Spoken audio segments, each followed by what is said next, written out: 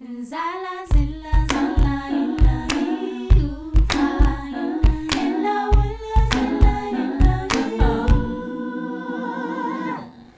very warm welcome to the Luta Continua podcast, which is on the sovereign debt of Mozambique today.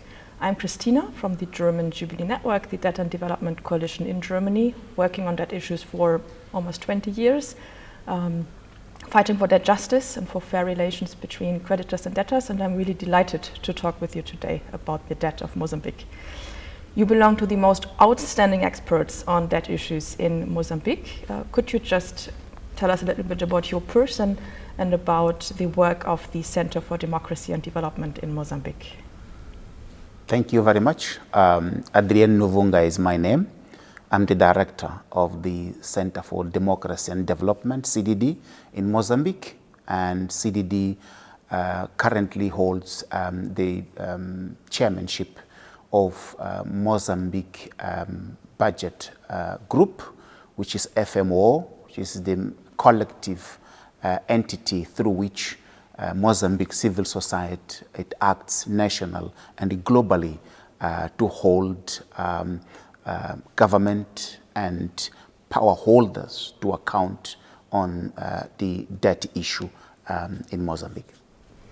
Could you say a little bit about the relation between the FMO and the CDD? So what are the demands, who is actually organized in which of both of the organizations? What is you said you're the director of CDD. What exactly are they doing? Like what is the work, the activities the groups are? At CDD, we are democracy, governance and human rights organization.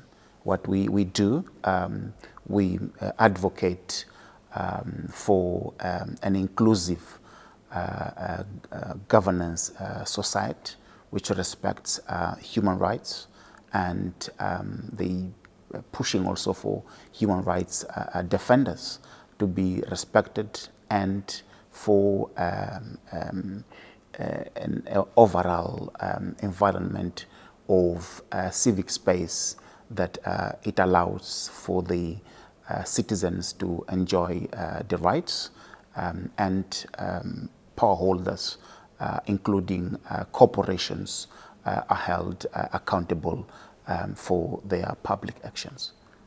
And particularly here is the work with the young people, the youth, as the agents of change and the leaders of society of today and for tomorrow. I think you wear so many hats.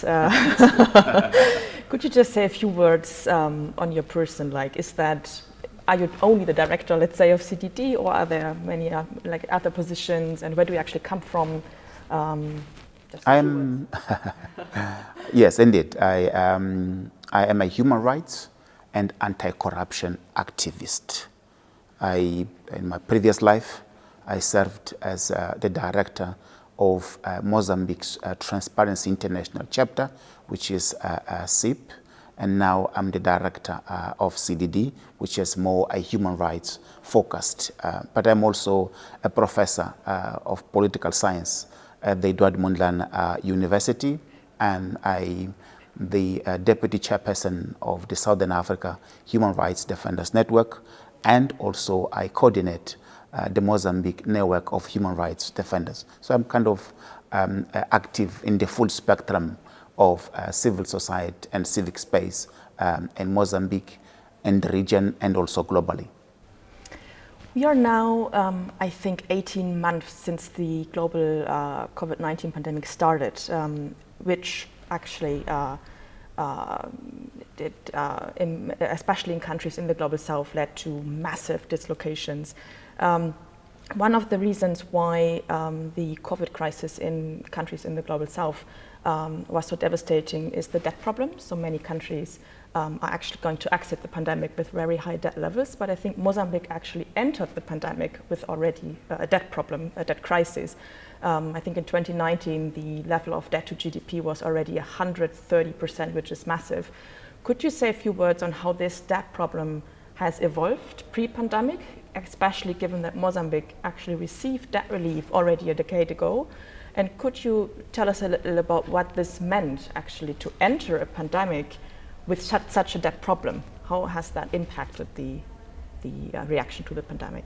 Indeed, when the COVID-19 hit the globe, and Mozambique in particular, April 2020, there was an outcry, a despair in Mozambique, as it was obvious that Mozambique did not have the social and hospital infrastructure to face the problem. And in addition to that, Mozambique did not have the fiscal space to go borrowing, because internationally, Mozambique was in default. It has been failing to meet its international obligations, and both commercial and multilateral debt was already at the peak, and it has reached the maximum capacity. And domestically, Mozambique was also increasing its public debt. So it was already in a situation of fiscal and debt distress, and therefore it had to be a special credit facility from the IMF to allow Mozambique to have access to about $300 million through which it was able to face the initial impact of COVID-19. But again, it tells you of how difficult not only Mozambique, but overall African nations that were already in fiscal distress to go borrowing in order to face the pandemic problem. What were the reasons that Mozambique entered the pandemic already in a debt crisis, given that I think around 15 to 17 years ago, the debt of Mozambique has actually been wiped out by a debt relief? So how comes that such a short time later, there's already again a debt crisis? Corruption and bad governance in general were the factors that drove Mozambique into a situation of debt distress a decade after it has benefited of debt relief. Mozambique and the leadership, the president before the current, he decided, after Mozambique discovered well-declared gas reserves, he decided to go, his term to stay in power was ending before he benefited of those revenues from the gas. So he decided to go borrowing against future revenues. And that led the country to borrow more it could, considering that the future revenues would take decades to come. And because he was to stop his term, and Mozambique did not have the revenues to pay, and that precipitated the country into a new cycle of debt distress. I will come back to the issue of natural gas in a minute, but just a question, would you say that debt relief a decade ago, that this was actually useless? Hasn't it helped? Or what is your assessment of?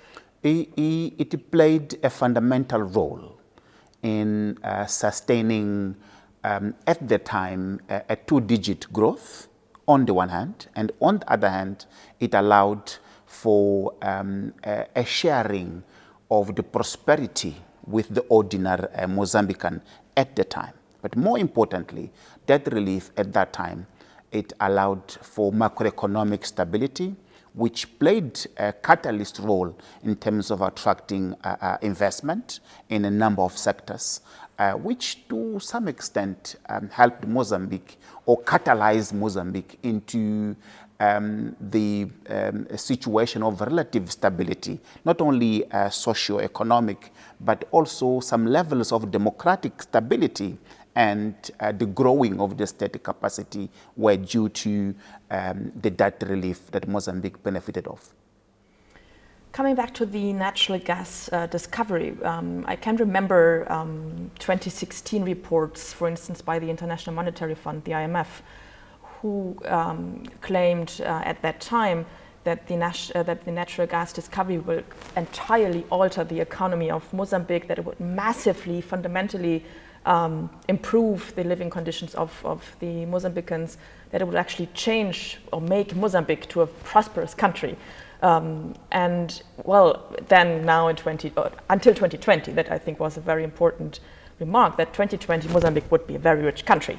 Now it's 2021 and there have been delays and cancellations by investors, and it doesn't seem, or let's say the dream, it seems it hasn't come true.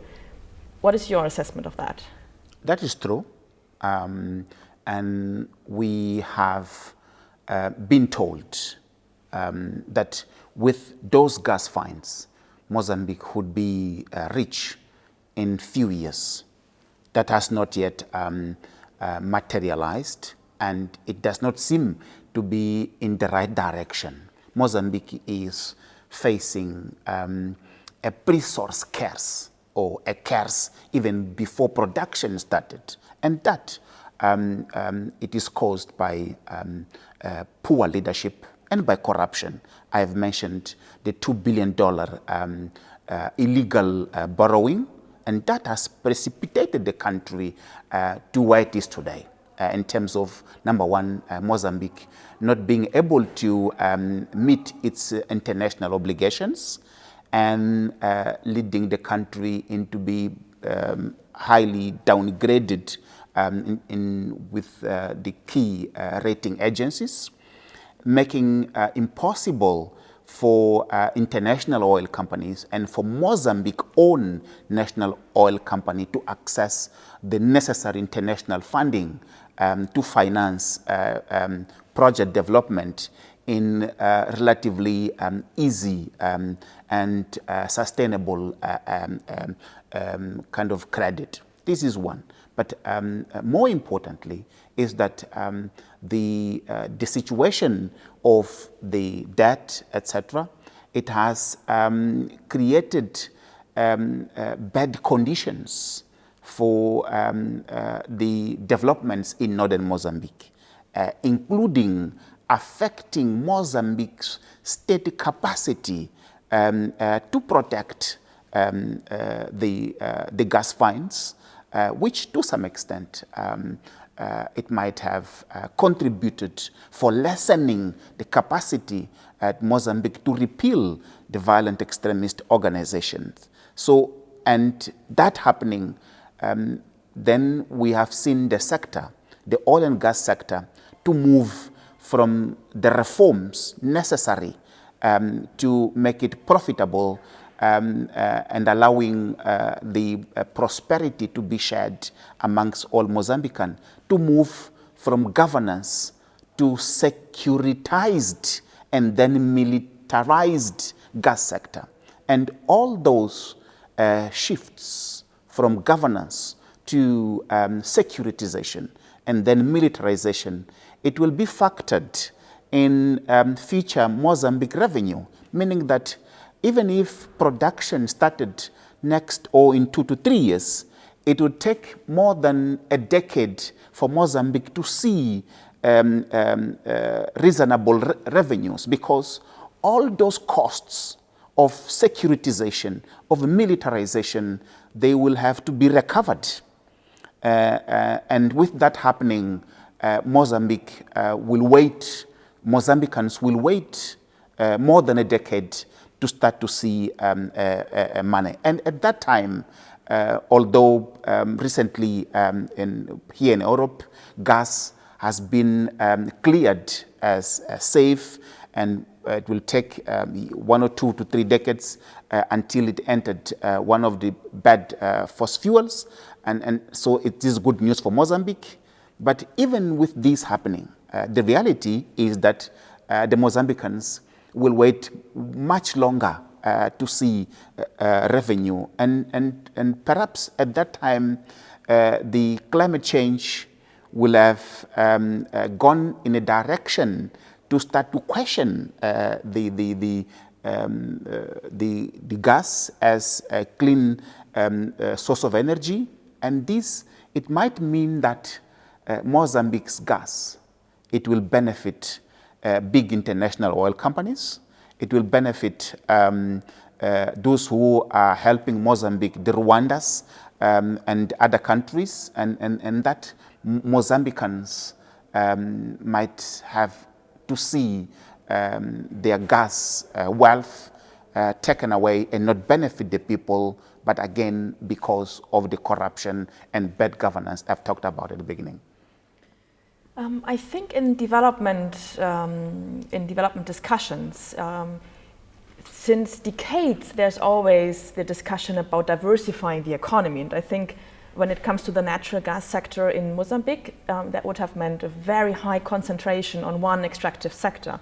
Under what circumstances do you think could this dream of the natural gas exports really have been a sustainable dream for long-term prosperity for Mozambique, given that it somehow counters the idea of diversifying the economy, but rather concentrating it much more? Well, the previous government, though corrupt, it has done a number of things right.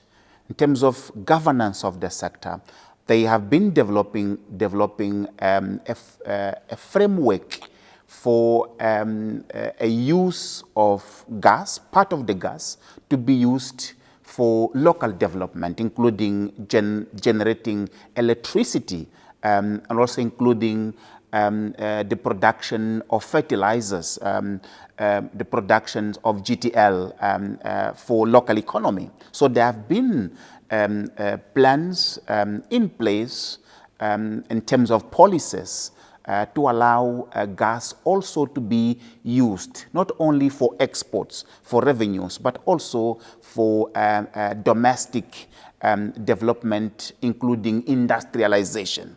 But this, it has been stopped, and stopped also because the sector moved from governance to securitization, and the overall challenge now that is being, or priority now, is to end violent extremists, which is becoming way much bigger, including the solution for it becoming way much bigger than what we had expected when it started. So this happening is taking away Mozambique's attention from the necessary sector reform, from the necessary governance of the sector, to make it quickly produce, but also allow for part of the gas to be utilized for Mozambique's not only diversification of the economy, but to allow it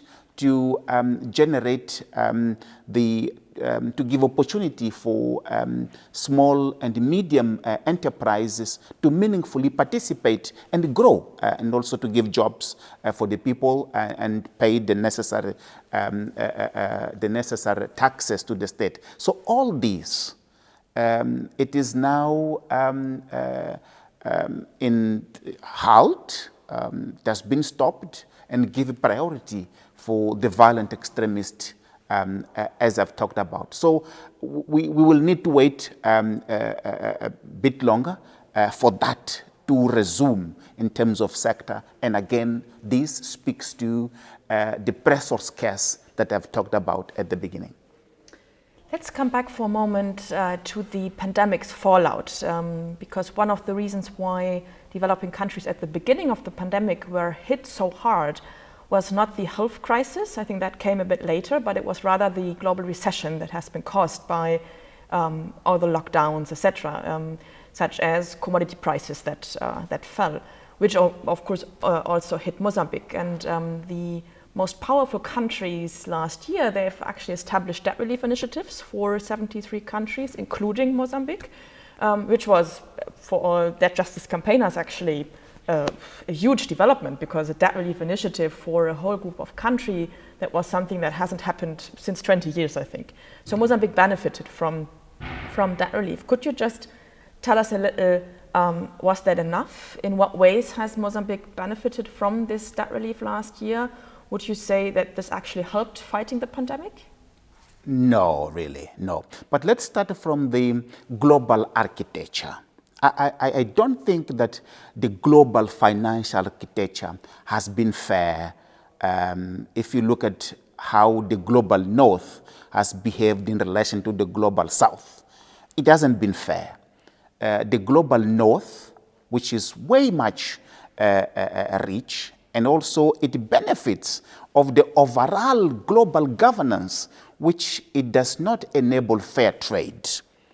But you have seen in the global North that the productive sector, it has way much more benefiting of support, financial injections, which the global South, it cannot.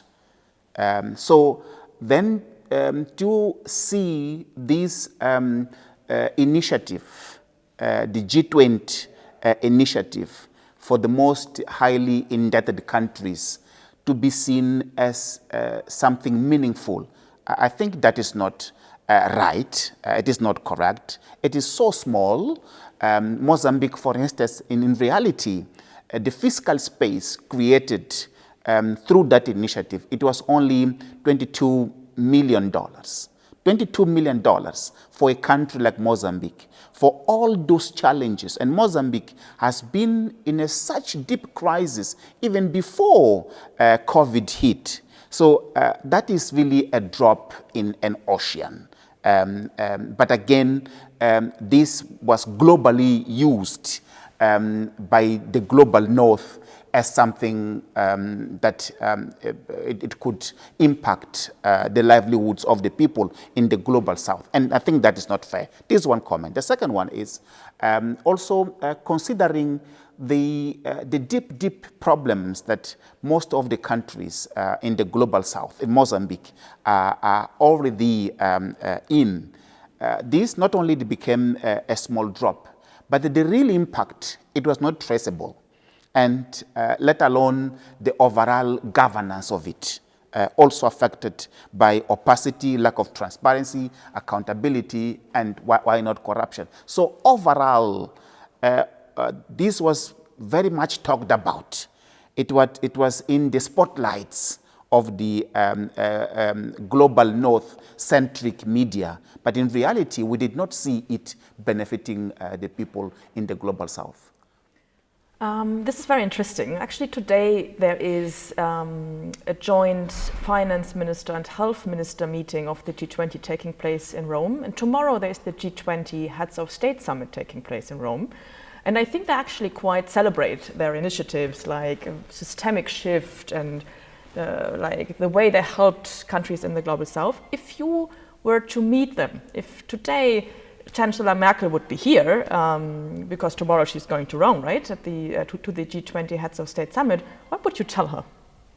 Well, I would... about the debt crisis and their very, their debt relief initiatives.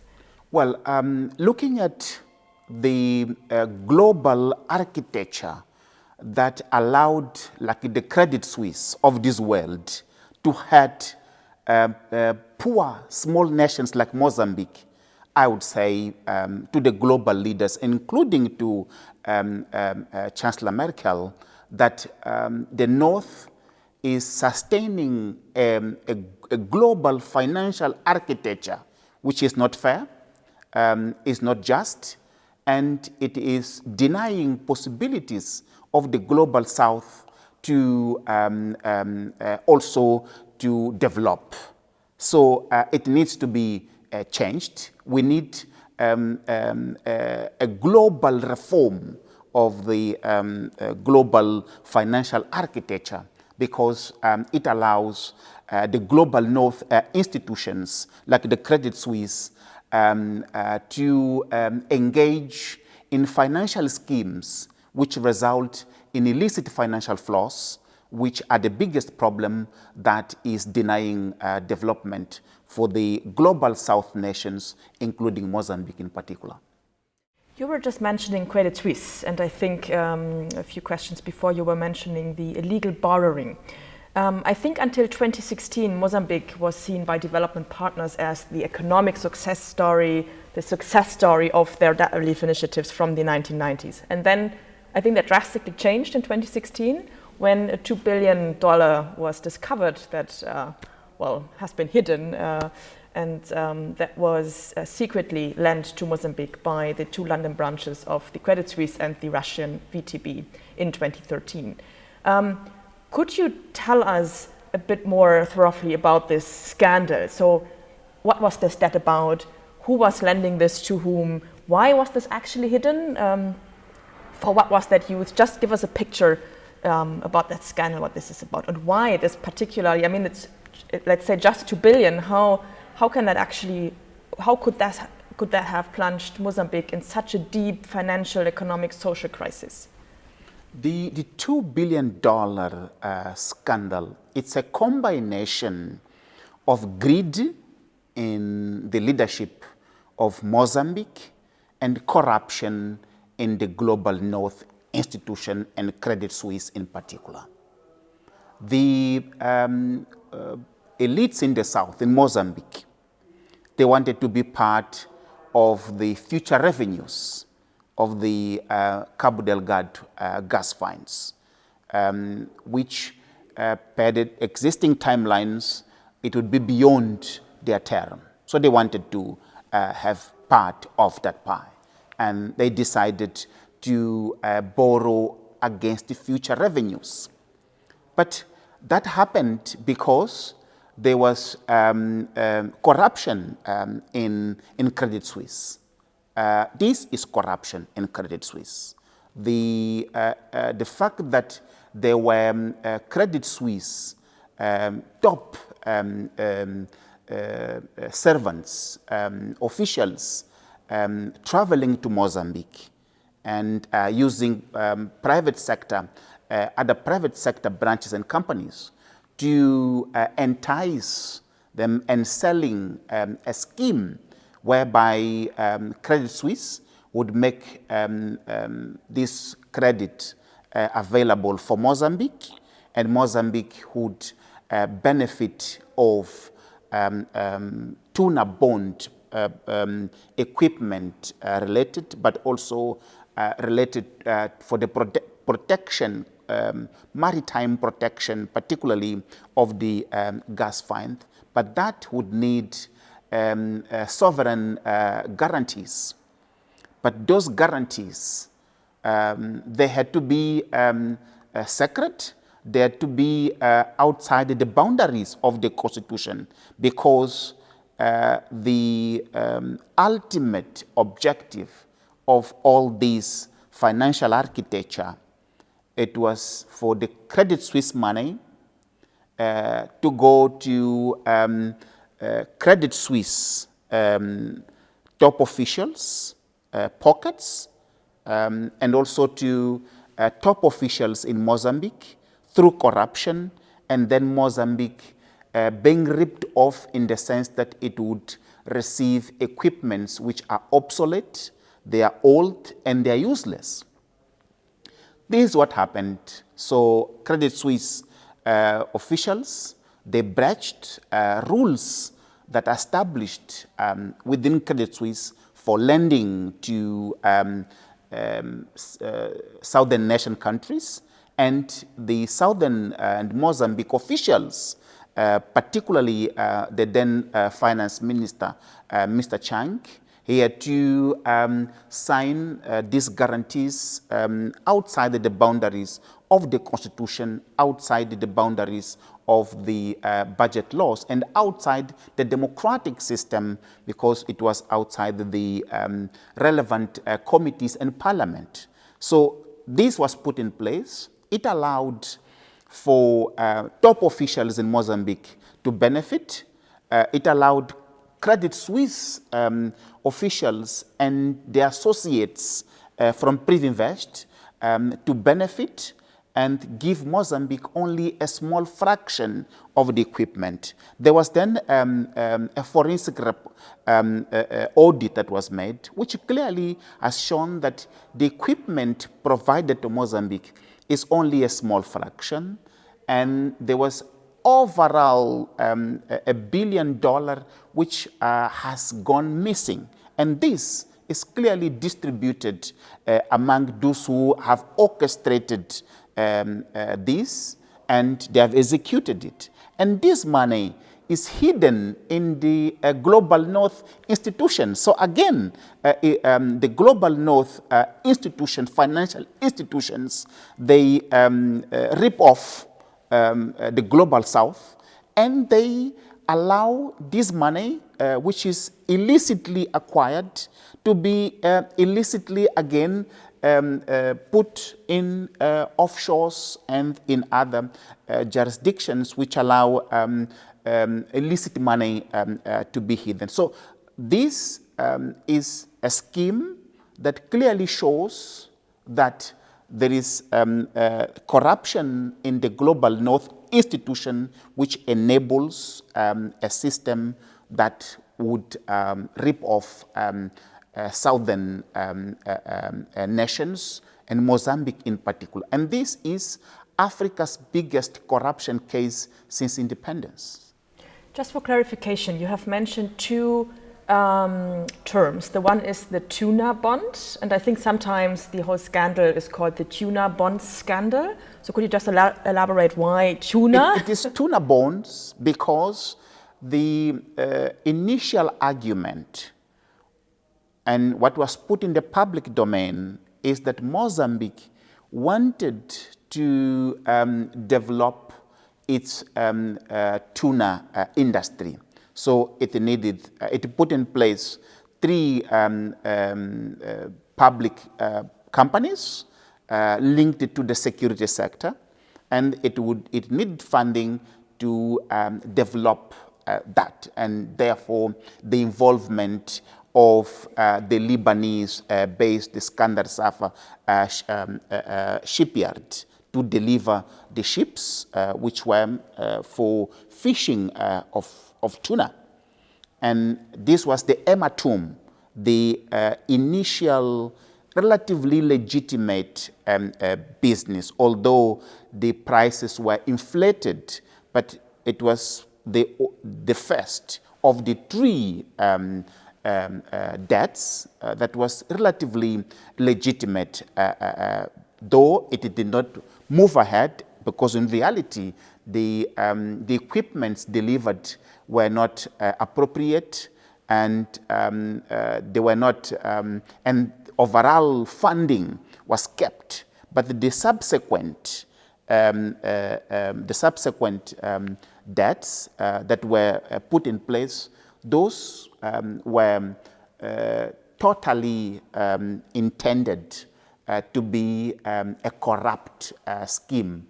So it is said overall that it is a tuna, but not the 3 were intended for tuna fishing. Only the first, it's ematum, because it was designed for tuna fishing. But in reality, no concrete conditions were put in place for that. I think after the debt was discovered in 2016, there are estimations that between 2016 and 2019, the whole scandal, the cost of the impact of this 2 billion hidden debt scandal, that was around 11 billion, so the whole domestic project of Mozambique in 2016. How could you explain a little how this scandal impacted the economic and social development? Why was the impact, the cost, let's say, of the impact so much higher than $2 billion? As I've said at the beginning, Mozambique, because of this debt, globally, it entered into a debt distress. And that has resulted in, on the one hand, for Mozambique's development partners to stop aid. And at that time, aid amounted for half of Mozambique's annual expenditure. About 900 million US dollars in direct budget support was stopped. And this was part of the resources generally used for public services, including payment of teachers, payment of nurses, but more, it was really to procure for medicines, to allow for basic services to reach the poor. So this was stopped. Mozambique today, it is out there, but there are no services. Teachers are not being properly paid. Last week, the finance minister announced a salary increase to teachers of less than €3. So can you imagine what that means? What that means in terms of the incentive for teachers to teach properly. And when you don't teach properly to your pupils, that means you are reducing the likelihood of a better future of that nation. You are in reality condemning that nation to poverty, because education is key. But that is reality at the moment. And this, it hasn't been, or it's not being properly factored in calculating the consequences of this. But if you look at what the overall illegal debt will cost to, the monetization of Mozambique's future, and Mozambique's future is gas. It has resulted in delays. So if you factor the delays, if you factor the cost of not only delays, but the cost of the, look now at the securitization, the militarization, and if you factor the cost of funding and how difficult funding is for the international oil companies, but also for Mozambique's own national oil company. And if you factor it over time, it will be way much more bigger than the $19 billion that is currently calculated as the cost of this, and not factoring the socioeconomic consequences, the suffering of the people, and the overall decay, democratic, institutional, and state capacity decay. If we were to compare Mozambique with itself over time, we would clearly say, and without fear of mistake, saying that Mozambique, it has lost 2 decades of democratic consolidation.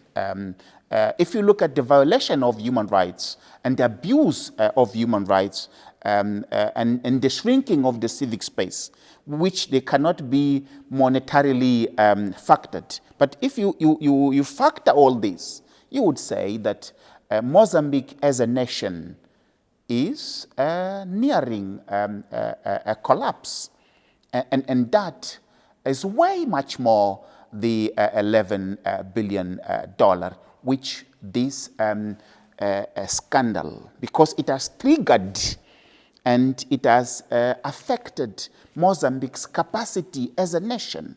Those who have orchestrated it, they believed they would easily generate revenues from gas and to pay it, that no one would notice it. But the reality is that this became not only Mozambique's, but Africa's. It was noticed, and it has affected the very much productive capacity of the country, and therefore condemning seriously the country into a risk of collapse. Given those grave consequences of the scandal, and given that this was very clearly criminal fraud, what happened after 2016? Would you say, I mean, it's 5 years ago, has there been any justice to the Mozambicans? Has there been investigations, and were people actually punished for people who were responsible for the scandal? No justice. No justice. And when it was unveiled, the president, my president, President Nyusi, had the opportunity to do things right. and doing things right would say, listen, with my predecessor, he has done this. Let me transparently show what happened and held him and his people accountable. Between that option and the penalizing the people of Mozambique, he preferred to penalize the people of Mozambique. He preferred to protect President Gebuza and his group, and he preferred for the development partners to stop aid. So this, it is a preference to punish the Mozambican instead of those who have committed those crimes. And some of those crimes, if you looked at the magnitude, you can clearly say this is treason for the nation. So he has done that. And this has been the trend since. Of course,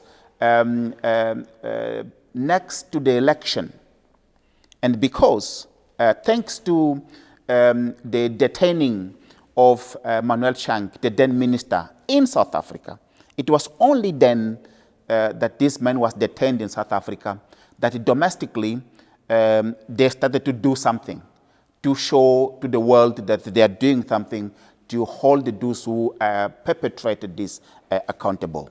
But before this, there were no prosecutions, there were no investigations. In fact, the Kroll report, it was out there, but the civil society were being targeted, they were being kidnapped, they were being abducted, they were being beaten up, they were being shot for pushing for accountability of the illegal debts. So there was a determination from the government at the time to go silent about this and to prefer to muddle through instead of setting things right.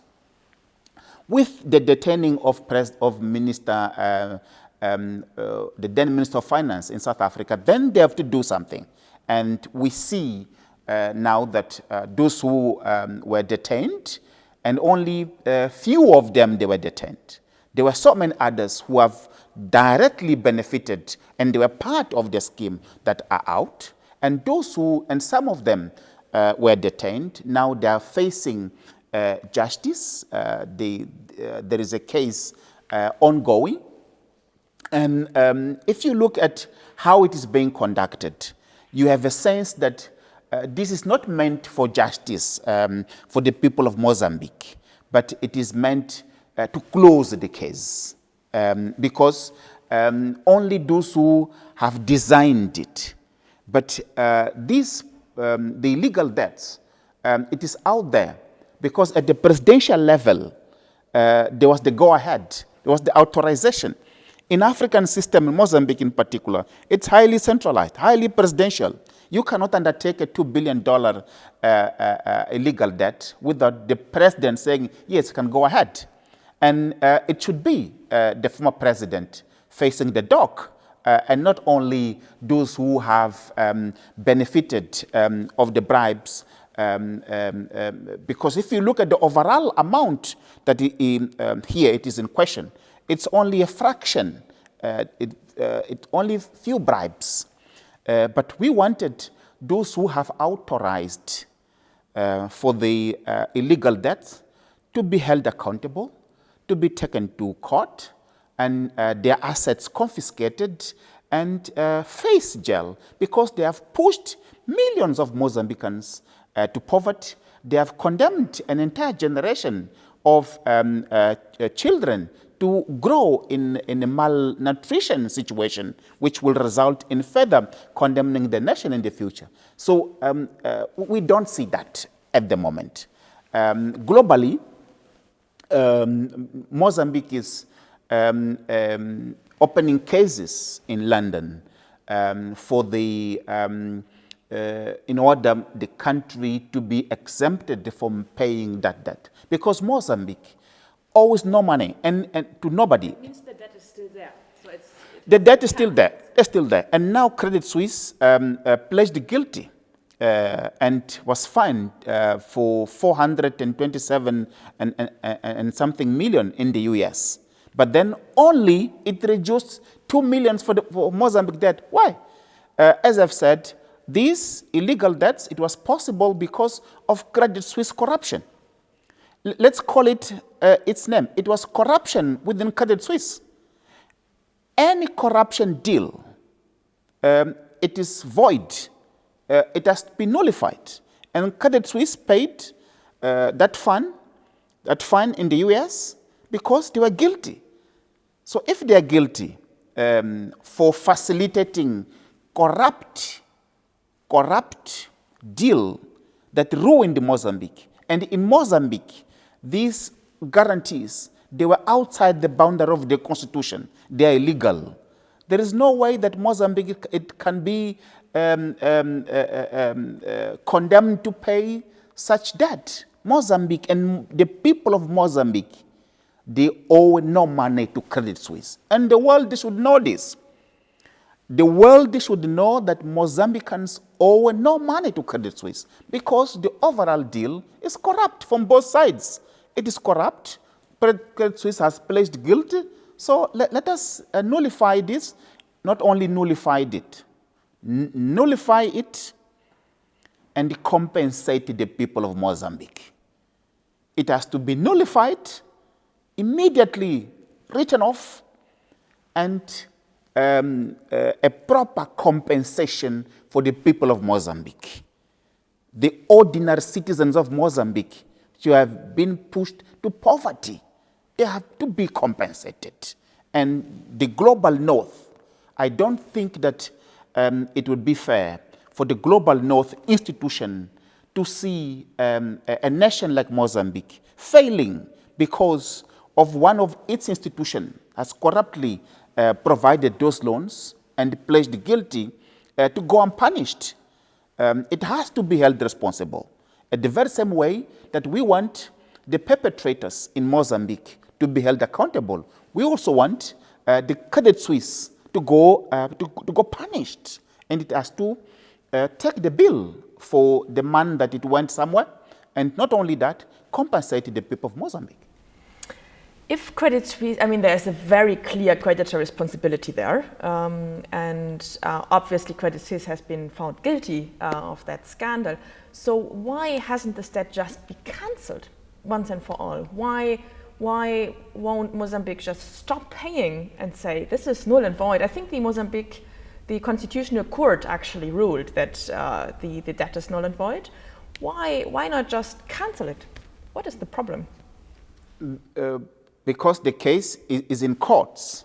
What they have said is that it is null and void in the face of Mozambique's constitutional architecture and ordinary laws.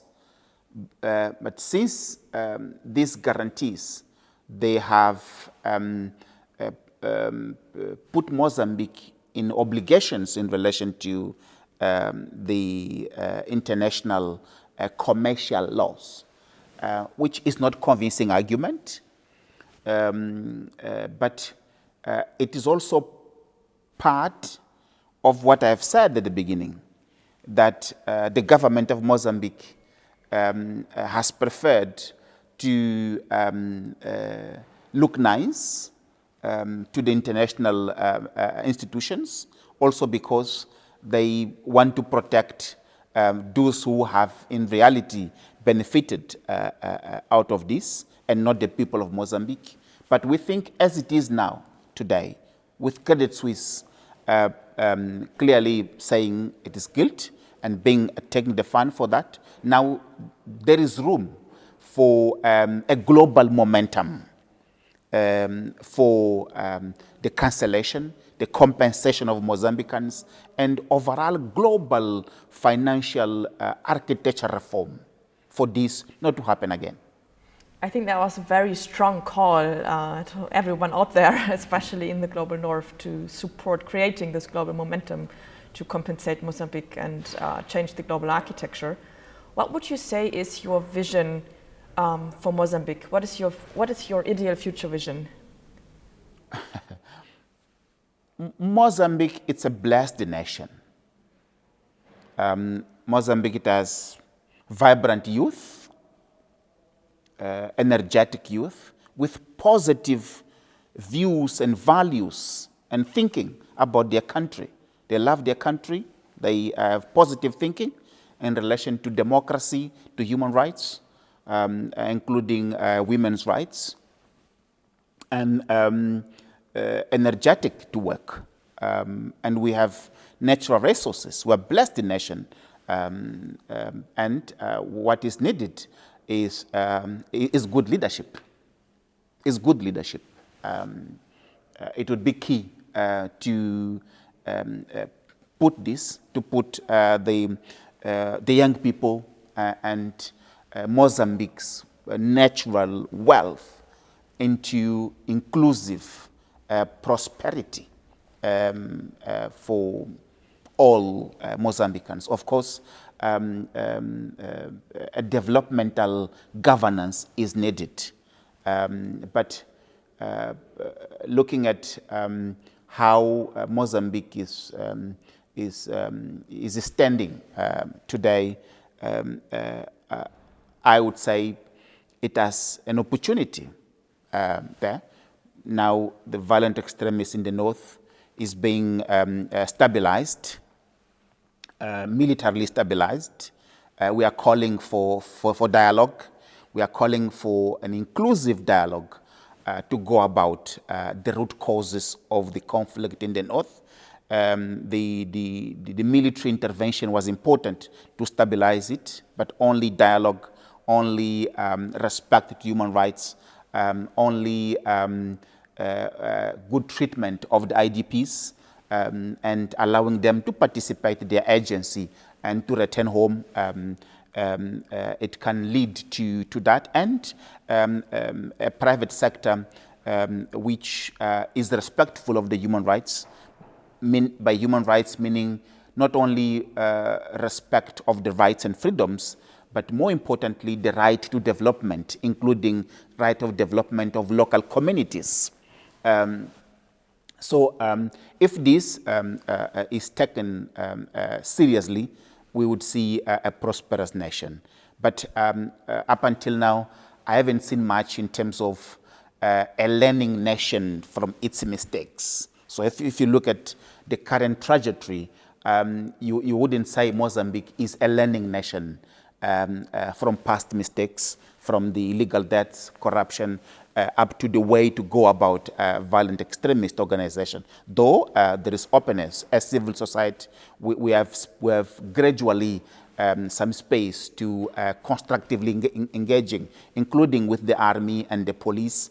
But overall, we haven't seen that. So challenges out there, and the presence here also in the global north is to help catalyze a global momentum towards a tolerant, towards a resilient and an inclusive governance of Mozambique and respect to human rights, including the women's rights, and more generally to push for a democratic nation and where the civic space is respected and all can have the opportunity to participate in equal manner. Thank you very much, Adriano. That was really impressive, very insightful.